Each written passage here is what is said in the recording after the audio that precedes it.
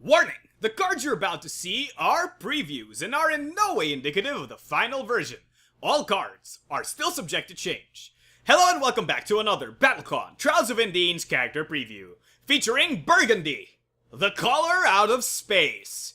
A literal living color pattern and a member of Division 13, Burgundy paints the entire board red with copies of himself, which allows him to attack from numerous angles at once. In the game, Burgundy is a tactician zoning brawler who uses his clone markers to essentially attack from almost anywhere on the board, meaning that he can threaten the opponent no matter where they go.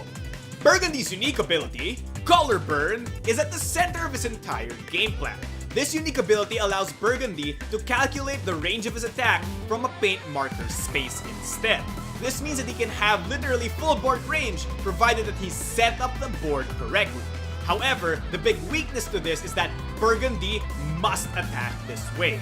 If he chooses not to attack in this manner, he will miss his attack no matter what. Meaning that Burgundy needs to provide himself the correct position on the board and especially correct marker position in order to actually function properly. Given this, setup is quite important for Burgundy. He needs to be in the correct place at the correct time, and he has to have his paint markers in the correct place to even threaten the opponent with an attack.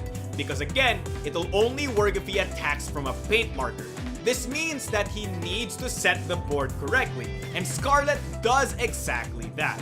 Of course, it can result in Burgundy dealing more damage if the opponent moves onto a paint marker. However, its main use is allowing Burgundy to spawn more paint, which can be very powerful as a setup tool for the next beat.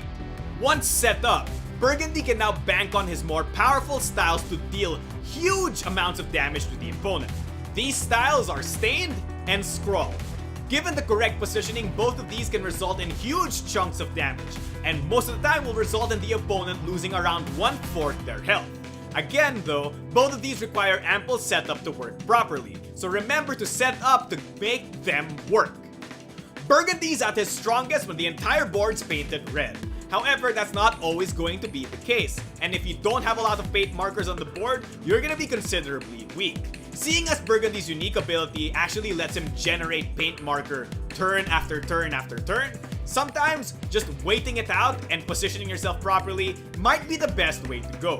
For this, Graphic and Flattened work wonders, as not only are they very good styles for mitigating the amount of damage you take, they are also either good trading styles or good positioning styles depending on which one you pick.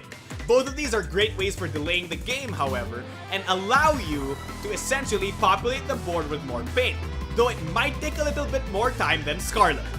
Finally, Burgundy's unique base, Slaughter, offers Burgundy some of the most powerful effects in the game, as it offers him the ability to switch places with one of his paint markers.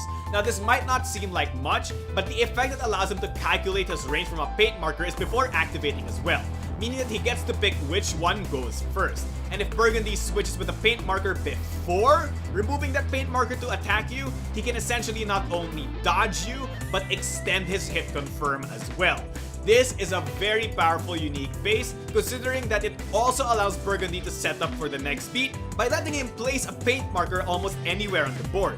This is a very powerful unique base and plays into Burgundy's strengths very well, while also allowing you to dodge and mitigate a lot of damage. And finally, when you're on your last few breaths, Burgundy has two very powerful comeback finishers that are very threatening and can end up murdering anybody from around half their health.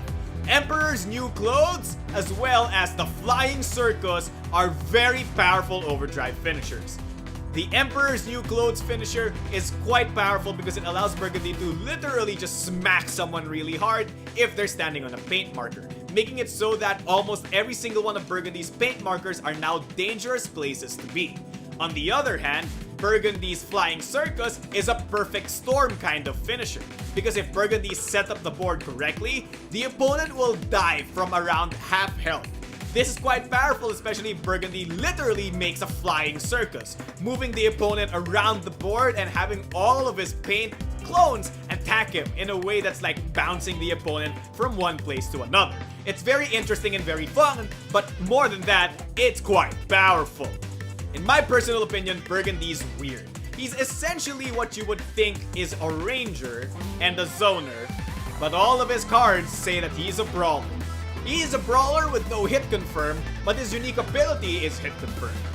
He's very awkward to play, and very hard to use if you're not used to the character attacking from a space that's not their own. If you've always looked at marker characters like Foco and Tennis, but wanted to have a little bit more stats and power to your play, then Burgundy is the character for you, as he's essentially a marker tactician character who has brawler stats.